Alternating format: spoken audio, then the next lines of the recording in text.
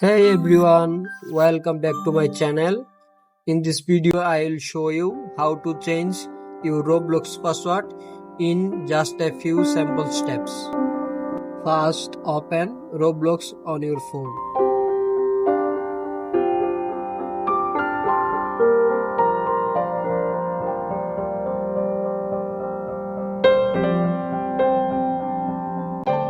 Tap on settings.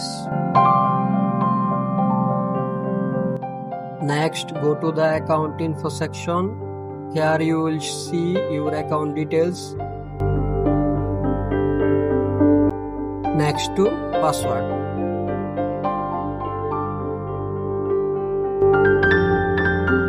Enter your current password, then type your new password. Twist to confirm. Make sure it's strong and secure. If this video helped you, don't forget to like and subscribe. Thank you.